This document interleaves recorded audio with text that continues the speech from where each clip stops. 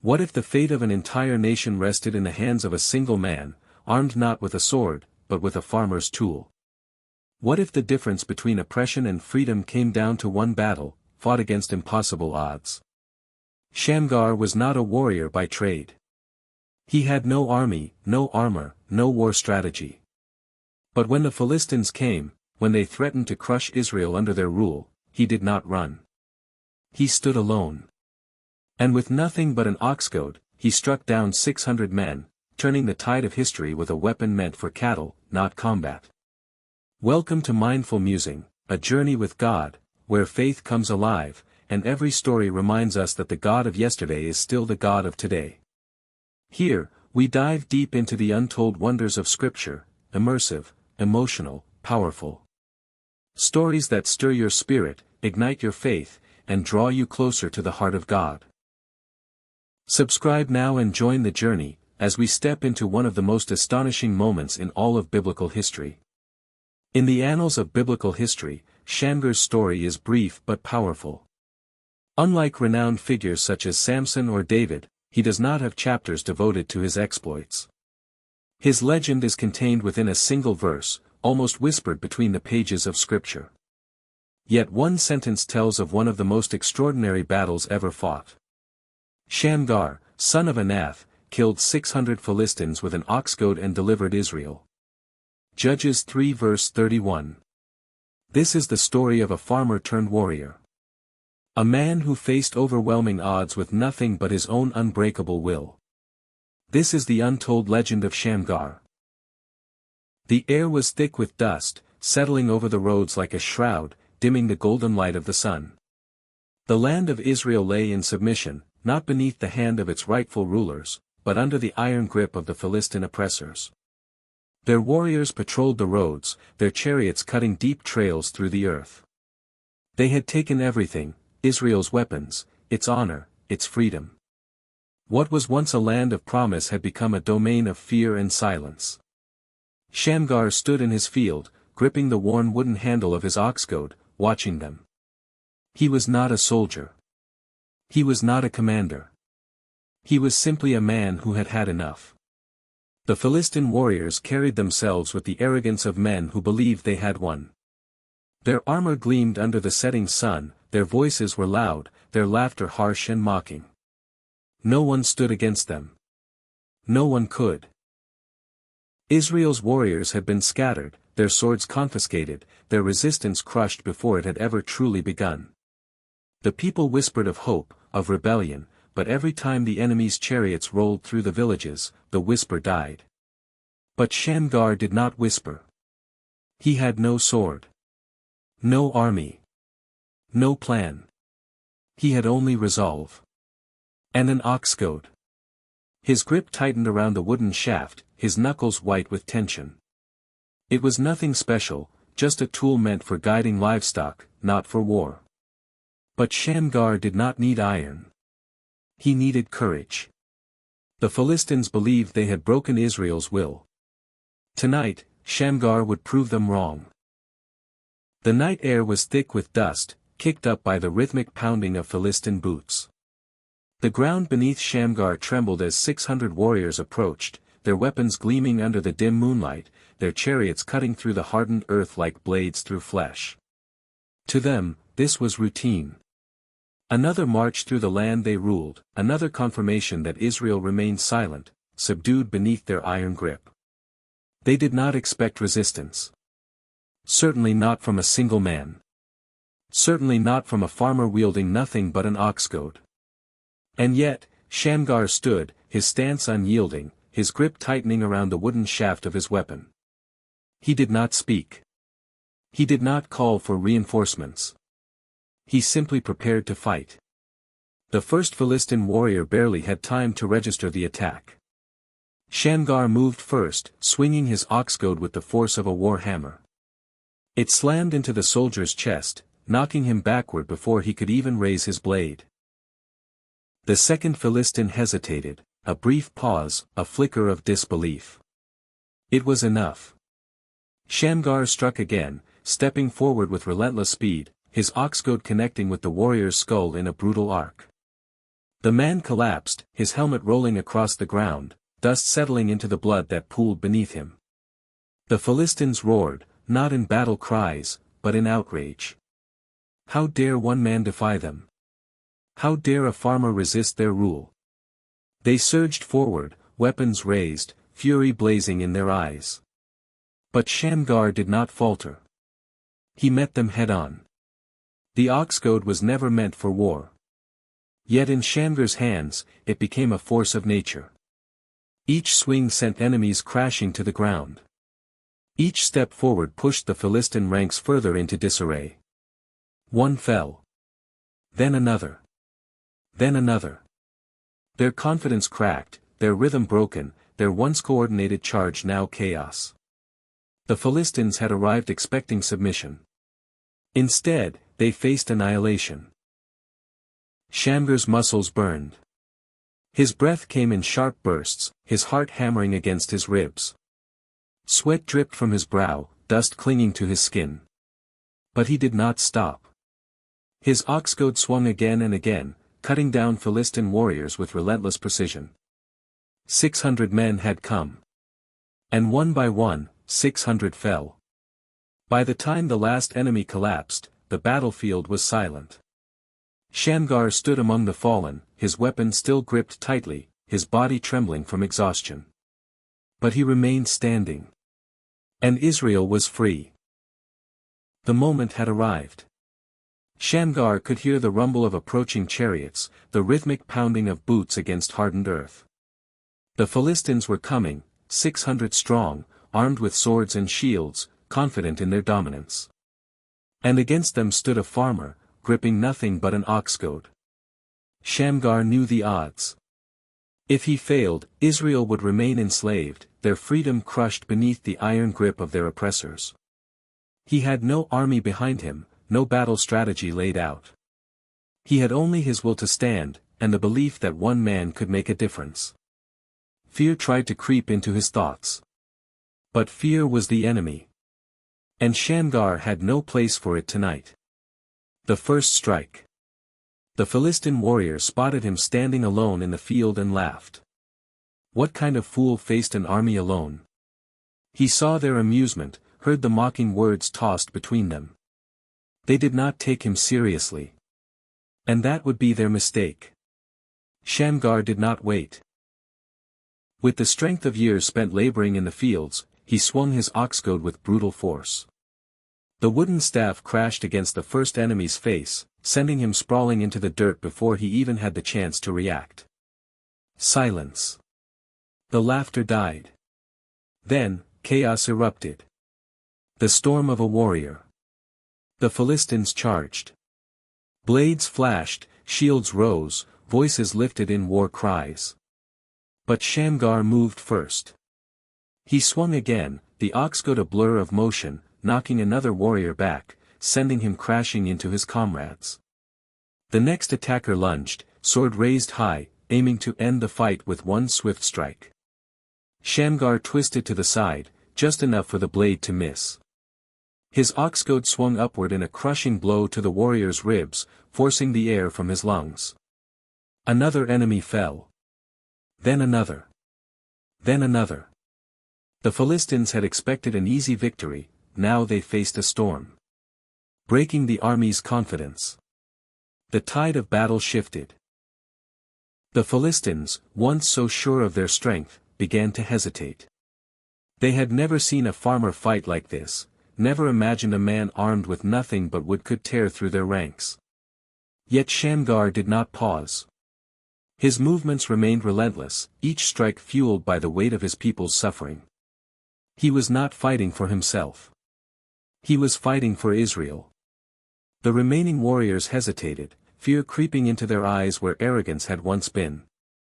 One man should not have been able to do this. One man should not have been unstoppable. But Shamgar was still standing. And the battle was far from over. The battlefield was littered with the fallen, bodies crumpled in the dust, weapons discarded beside lifeless hands, armor dented and broken. The once mighty Philistine patrol lay in ruin, their warriors strewn across the earth like shattered remnants of an empire that had believed itself invincible. Shamgar stood alone in the center, his breath coming in ragged bursts, his body aching with the strain of battle. His ox goad, once just a farmer's tool, was slick with blood and dirt, clutched tightly in his hand as if it had become an extension of his very being. And for the first time in a long while, Israel was free. The aftermath of a war fought alone. Shamgar had felt battle in every fiber of his being, every muscle strained, every heartbeat hammering against his ribs. He had fought without fear, without hesitation, without retreat. Now, as he looked over the battlefield, it finally settled in. The Philistines were gone. Their power, at least for this moment, had been shattered. But what now? Did he call for the people? Did he announce his victory? Did he demand recognition for what he had done? No. Shamgar was not a man of politics. He was not a king, not a commander, not someone who fought for the sake of glory. He had fought because it was necessary. Because someone had to stand when no one else would. The winds carried the scent of blood and dust through the valley, whispering across the fallen remains of 600 warriors. The stars overhead burned bright, undisturbed by the carnage that had taken place beneath them. And Shamgar stood in the silence. No victory cries. No celebration. Just a single man, breathing, bleeding, standing. Would Israel even know what had happened? Would they understand that their land had just been reclaimed by one warrior alone? Would they even believe it? A legacy sealed in blood. Shamgar did not write his story. He did not carve his name into monuments, nor did he demand the recognition of kings. He simply returned home. But the people found him. They found the battlefield, the remnants of the enemy scattered across the earth. They saw the destruction, saw the retreat of the Philistines, saw the blood-stained ox goad that had somehow defeated an entire army. And the whispers began. A farmer has done what warriors could not. One man fought 600, and won. The Philistines are gone. Israel is free. The story spread, carried by the wind, passed down by voices that could not comprehend how one man had changed history. And with time, Shamgar's name became legend. The battle was never about swords. Never about numbers. Never about kings or conquests. It was about one man deciding that oppression would not reign any longer. About refusing to submit. About gripping whatever weapon was at hand and fighting, even when victory seemed impossible. Shamgar was not a warrior. But on that night, he became one of the greatest Israel would ever know. The battlefield was chaos. Shamgar's ox goad swung with unrelenting force, cracking against iron, cutting through flesh, sending Philistine warriors crashing into the dust. Their confidence had vanished. Their precision had turned into desperation. 600 warriors had come with the expectation of dominating Israel without resistance. Now, they fought for their survival. A man possessed by battle. Shamgar's movements were no longer just reactionary, they were instinctual, guided by something far greater than rage. His strikes came faster, his steps more precise, his control unwavering. He had become the storm. The Philistine warriors, clad in polished armor, had trained for battle their entire lives. But tonight, they faced something beyond warfare. They faced a man who refused to fall. The breaking point. Philistines had always fought with superiority, their numbers, their weapons, their strategies. But numbers had failed them. Their swords had failed them. Because Shamgar was still standing. One of their commanders, battered, bleeding, furious, called for his men to reorganize, to press forward and end the fight. Shamgar saw them shifting their stance. The final push. But he did not hesitate. His body burned, his muscles screamed for rest, but he did not yield. Tonight, Israel's fate would be rewritten in blood. Fear became visible in their eyes, the same eyes that had once gleamed with arrogance. The certainty of an easy victory had turned into a desperate struggle for survival. Some warriors tried to regroup, barking orders, calling for a coordinated strike. But they were too late. Shamgar had already dismantled their confidence. He could see it in their movements, the hesitation in their steps, the growing uncertainty in their attacks. His ox goad was no longer just a weapon, it was a symbol of defiance. One warrior turned to flee. Then another. Then another. The retreat spread like wildfire. Shamgar stood in the center of the battlefield, breathing heavily, but victorious. 600 warriors had come to crush Israel's spirit. They had failed. And all because one man refused to surrender. Shamgar looked around at the battlefield, at the fallen warriors, at the retreating soldiers, at the land that was now his once again. He had no army. No sword. No formal training. Yet tonight, he had delivered Israel.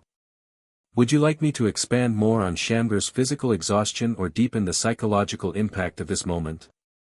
Let me know how you envision the climax of his victory. The battlefield lay quiet.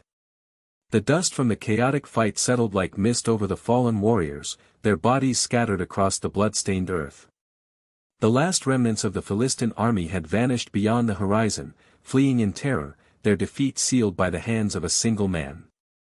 Shamgar stood in the silence, his breath heavy, his muscles burning with exhaustion. His ox goad, a simple farmer's tool, dripped with the proof of his victory. He had not fought for glory. He had not fought for recognition. He had fought because it was necessary. And now, as dawn broke over the ruined battlefield, he knew one thing with certainty: Israel was free. Shamgar did not linger over the fallen warriors, nor did he waste time reveling in his victory. Instead, he walked home, his ox goad still gripped in his hand. The path back to his village felt different, lighter, as if the weight of oppression had been lifted from the land itself. People emerged cautiously from their homes, their eyes widening as they saw him return alone. Whispers spread through the air like wildfire. He fought them. He stood against 600 Philistine warriors. And he won. Shamgar's name became legend before he even uttered a word. News traveled far and fast. Word reached neighboring towns, then spread beyond the borders. Israel, once silenced under Philistine rule, now held its head high. They did not need an army. They did not need chariots or kings. All it took was one man. One stand. One refusal to accept defeat. And in that stand, a nation found its strength again. Shamgar did not ask for his name to be written into history. He did not seek the admiration of warriors or the songs of poets. But his actions ensured that his story would never be forgotten. His name would be remembered among Israel's deliverers, among the mighty warriors who defied impossible odds and turned the tide of history. And in every battle fought after him, in every moment where fear threatened to consume the hearts of men, his story would remain. A whisper. A reminder. That one man can change everything. The battlefield was silent now, only the distant wind carried the echoes of battle.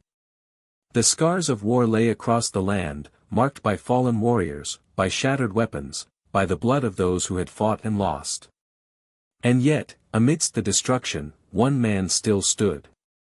Shamgar, son of Anath. A farmer. A warrior. A deliverer of Israel. He had fought alone, armed with nothing but an ox goad, and had torn through the ranks of 600 Philistine warriors.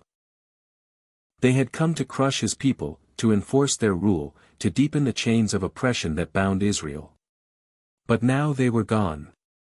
Shamgar took a slow breath, his grip still tight around the worn wood of his weapon. His muscles burned, his body exhausted, but he remained unshaken. The battle was won. Israel was free. And though history would write many names upon its pages, kings, prophets, warriors, it would always remember the man who stood alone. Shamgar did not fight for recognition. He did not seek glory or expect his name to be remembered. Yet his stand became a legend, whispered among warriors and written into Israel's history. His victory proved that strength was not always measured in numbers or weapons. Sometimes, victory belongs to the one who refuses to fall. And because of him, because of his unbreakable will, Israel stood unshackled once more. His story remains as more than just a battle won, it is a call to action. Shamgar's battle may have ended, but the spirit of his fight lives on. What battles do you face? What challenges press against you, demanding that you surrender? When fear tells you to run, when doubt whispers that you cannot win, will you stand? Like Shamgar, will you fight, even when the odds seem impossible? One man can change everything. And sometimes, that man is you. Reflect on your own battles. What is your goad? What tool, skill, or strength will you wield in your fight? Share Shamgar's story. Let others be inspired by the warrior who refused to fall. Embrace courage daily. Whether through faith, perseverance, or leadership, commit to standing firm. If this story resonates with you, let's keep the legacy alive. Stand strong, fight well, and never yield when the battle is worth it.